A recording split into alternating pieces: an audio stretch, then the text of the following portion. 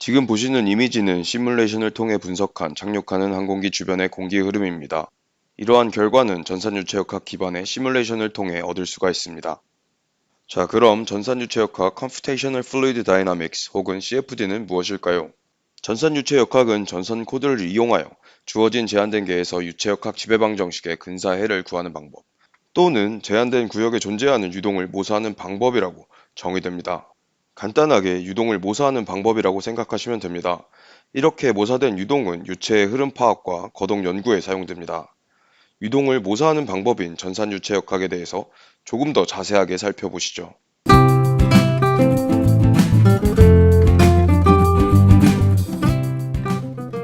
물질이 하나 있습니다. 대부분의 물질은 고체, 액체, 기체의 상태로 존재하고 있습니다. 이 중 액체와 기체 상태로 존재하는 경우를 유체라고 정의합니다. 그리고 압력차가 있다면 이 유체는 흐르게 되는데 이 흐름이 바로 유동입니다. 유체의 흐름인 유동은 일상생활에서 쉽게 찾아볼 수 있습니다. 아침에 양치를 할 때, 커피를 저을 때, 출퇴근길에 부는 바람, 내리는 비, 강, 배, 우주선, 비행기, 우리가 살아가는 세상 모든 곳에서 유동을 찾아볼 수가 있습니다. 이 유동을 이해하기 위해 과거 수세기 동안 많은 과학자들은 유체와 유동을 연구하고자 노력했습니다. 대표적인 방법 중 하나는 수학적 접근입니다. 또 다른 방법은 실험적 접근이 있습니다. 수학적 접근은 여러 가지 가정을 사용해 유동 현상을 아주 단순화시키고 이를 바탕으로 한 수학식을 사용해 계산하는 방법입니다. 유체역학에서 대표적인 방정식인 베르노이 방정식이 하나의 예입니다. 이 방정식은 비점성, 비압축, 정상, 원디 등 많은 가정을 바탕으로 유동 현상을 간략하게 나타내는 식입니다. 이런 수학적 접근은 수학식을 얻고 계산을 하기 때문에 이그젝트 솔루션을 구할 수가 있습니다. 그렇지만 많은 가정과 단순화 과정을 거치기 때문에 아주 간단한 경우에만 적용할 수 있죠. 이때 잘못된 가정이 포함된다면 아주 틀린 결과를 초래하게 됩니다. 즉, 적절한 가정이 필요합니다. 다른 방법인 실험적 접근에 대해서 살펴보겠습니다. 실험적 접근은 프로토타입을 생산하고 실제 현상을 재현하는 실험을 통해 유동 현상을 관찰하고 물성치를 직접 측정하는 방법입니다. 실제로 관측하고자 하는 현상을 재현하기 때문에 가장 정확한 방법입니다. 그렇지만 이 방법에는 큰 한계가 있습니다. 바로 비용과 시간입니다. 항공기 실험을 예로 들어보겠습니다. 항공기 형상에 따른 공기 흐름을 측정하는 실험을 하기 위해선 우선 항공기를 제작해야 합니다. 비용과 시간이 많이 소요되겠죠. 외형이 다른 항공기들의 같은 실험을 반복한다면 이 비용과 시간은 기하급수적으로 증가할 것입니다. 또 다른 현실적인 제한이 있습니다. 이 풍동은 세계에서 가장 큰 풍동입니다. 그렇지만 실제 크기의 항공기를 실험하기에는 이 풍동의 크기도 충분하지 않습니다. 실험적 접근법을 사용하면 가장 정확한 결과를 얻을 수가 있습니다. 그렇지만 많은 비용과 시간이 소요됩니다. 측정하고자 하는 목표에 따라서 센서의 종류와 위치를 특정해야 되기 때문에 실험 준비 단계에서 실험 목적이 확정되어야 합니다. 지금까지 설명했던 수학적 방법과 실험적 방법의 장단점을 다시 한번 정리해보면 수학적 방법은 정확한 일반해를 구할 수 있지만 복잡한 문제에는 적용할 수 없습니다. 실험적 방법은 정확한 유동 특성 확인이 가능하나 많은 비용과 시간이 소요됩니다. 두 방법 모두 장단점이 확실하게 존재합니다. 이 두 방법의 단점을 보완할 수 있는 전산유체역학이 컴퓨터 기술의 발전과 함께 개발되었습니다. 전산유체역학은 유체역학 지배방정식의 근사해를 계산하는 방법입니다. 이 방법을 사용하면 수학적 접근으로는 계산할 수 없던 복잡한 문제를 해결할 수 있고 또 프로토타입이 필요하지 않기 때문에 실험 대비 적은 비용과 시간으로 유동의 정보를 알 수 있습니다. 하지만 전산유체역학이 다른 두 방법보다 훨씬 좋다고 말할 수는 없습니다. 전산유체역학으로 계산 시 계산 과정에 발생하는 여러 오차로 인해 정확한 결과인지를 판단할 수 없기 때문입니다.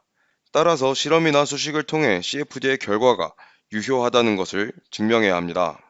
즉, 세 가지 방법은 서로 상호 보완적이죠. 그렇지만 비용과 시간이 적게 들고 다양한 문제를 해결할 수 있는 전산유체역학이 가장 현실적인 유동 해석 방법입니다. 말씀드렸듯이 전산유체역학은 전산 코드를 활용해 유체역학 지배방정식의 근사해를 계산하는 것입니다. 이때 유체역학 지배방정식은 무엇일까요?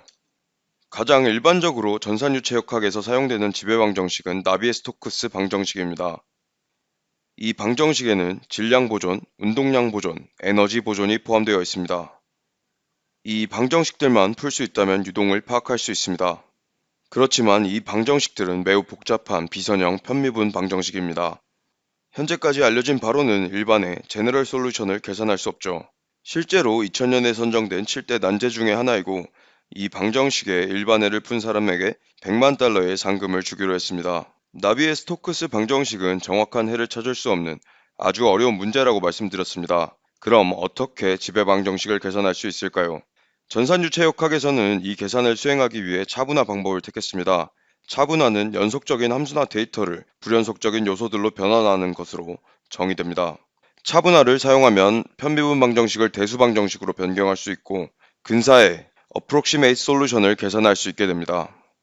지금까지 전산유체역학의 발전 배경, 지배방정식, 그리고 그 지배방정식의 풀이법에 대해 설명하였습니다.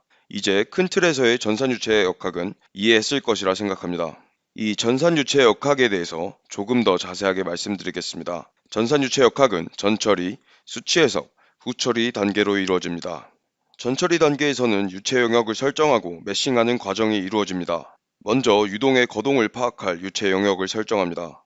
이 유체 영역을 적당한 크기의 셀들로 나누어 격자를 구성합니다. 이 과정을 매싱이라고 합니다. 매싱 과정은 아주 중요한 단계입니다. 이 과정이 왜 중요한지 간단한 예로 살펴보겠습니다. 여기 점과 곡선이 있습니다. 이때 이 점을 사용을 해서 곡선을 표현하도록 하겠습니다. 곡선은 유동 영역이고 점은 셀이라고 생각하면 됩니다. 점 2개로 곡선을 표현해 보겠습니다. 보시는 것처럼 점 2개만 사용했을 때 곡선을 전혀 표현할 수 없습니다. 다음은 점이 5개인 경우, 8개인 경우입니다. 보시는 것처럼 점이 많아질수록 곡선이 더 잘 표현됩니다. 즉, 점이 많고 적절한 위치에 있을수록 곡선을 더 정확하게 표현할 수 있습니다. 이를 전산유체역학에 대입해 생각해보면 셀이 많고 적절한 위치에 있을수록 유동을 더 정확하게 표현할 수 있다고 생각할 수 있습니다. 유동 해석을 수행할 대상의 적절한 격자 구성, 즉 메쉬 과정을 수행하면 이제 계산 단계인 수치 해석 단계로 이어서 진행하게 됩니다. 이 단계는 유체 해석에 적용할 해석 기법과 조건을 설정하고 계산을 통해 근사해를 구하는 과정으로 구성되어 있습니다. 유동 해석의 목적에 따라 엔지니어는 해석 기법과 조건을 설정합니다. 엔지니어가 설정해야 할 해석 기법부터 살펴보겠습니다. 먼저 해석 종류입니다. 해석 종류에는 2D, 3D 해석이 있고 또 시간 변화를 고려한 스테디, 고려하지 않는 트랜지언트를 설정합니다. 다음은 모델링입니다. 엔지니어는 난류나 중력 등 유동 해석에 추가되어야 하는 모델링을 선택해야 합니다. 전산 유체역학 계산에는 많은 수치 기법이 사용되는데 엔지니어는 계산에 적합하게, 즉 수렴이 잘 될 수 있도록 수치 기법과 그 기법의 허용 오차, 반복 계산에 대한 설정을 해야 합니다. 해석 기법을 살펴보았으니 이제 조건에 대해서 알아보겠습니다. 엔지니어가 설정해야 할 조건 중 하나는 경계 조건입니다. 경계 조건은 모사할 유동의 환경이라고 생각하시면 됩니다. 그렇기 때문에 물리적으로 타당한 조건을 부여해야 합니다. 또 다른 조건으로 초기 조건이 있습니다. 시간에 따른 변화를 고려하는 해석인 비정상 해석을 수행할 때는 특히 정확한 초기 조건을 사용해야 합니다. 경계 조건이나 초기 조건 입력 시 물리현상과 동떨어진 부적절한 조건을 사용할 경우 해의 정확도와 수렴성은 크게 감소합니다. 이제 수치 해석의 목적인 근사의 계산에 대해 살펴보죠. 엔지니어는 전처리 과정에서 유체 영역의 메쉬를 생성하였고 수치 해석 단계에서 해석 기법과 각 조건들을 입력했습니다. 그 이후에는 입력한 설정에 따라 계산이 수행되는데 계산이 수렴되는 경우와 수렴되지 않고 발산하는 경우가 있습니다. 수렴이 되면 지배방정식의 근사해가 계산이 되었다는 것을 의미하고 발산한 경우에는 근사해 계산에 실패한 경우입니다. 근사해 계산에 성공한 경우에는 다음 과정인 후처리 단계를 진행하면 되고 발산, 즉 근사해를 얻지 못한 경우에는 이전에 설정했던 메쉬, 해석 기법, 조건 등을 적절하게 수정하고 다시 계산을 진행해야 합니다. 수치 해석 결과가 수렴한 경우 다음 단계인 후처리 단계를 진행하게 되는데 이 단계는 다양한 방법으로 수치 해석의 결과를 확인하는 단계입니다. 수치 해석 결과를 바탕으로 여러 방법 중 사용자가 쉽게 유동 현상을 파악할 수 있는 방법을 선택하고 결과를 나타내면 됩니다. 이 예들처럼 유동의 흐름을 확인하고 싶은 경우 스트림라인과 벡터 플롯을 사용해서 결과를 확인할 수도 있습니다. 지금까지 전산유체역학을 통한 유동 해석 과정에 대해 알아보았습니다. 이제 실제 3D 익스피리언스 웍스의 전산유체 해석 롤인 플루이드 다이나믹스 엔지니어를 사용해서 간단하게 전자칩의 냉각 해석을 수행해 보겠습니다. 먼저 첫 번째 단계, 전처리 과정에서의 유체 영역 메싱 과정입니다. 보시는 것처럼 엔지니어는 해석 목적에 따라 구역별 셀의 모양과 셀의 크기를 설정하여 적절한 메쉬를 생성합니다. 다음으로는 수치 해석 단계 중 해석 기법과 조건을 설정하는 단계입니다. 해석 기법은 정상 상태로 설정하고 팬, 발열체 등 조건을 입력합니다. 조건 입력이 완료되었으니 시뮬레이션 계산을 시작하겠습니다. 이제 계산된 결과를 사용해서 해석 결과를 확인해 보겠습니다. 이렇게 보시는 것처럼 다양한 결과를 확인할 수 있습니다. 이번 영상에서는 전산유체역학은 무엇인지 살펴보고 3D Experience Works의 Fluid Dynamics Engineer 롤을 사용해서 실제로 간단한 전산유체역학을 경험해 보았습니다.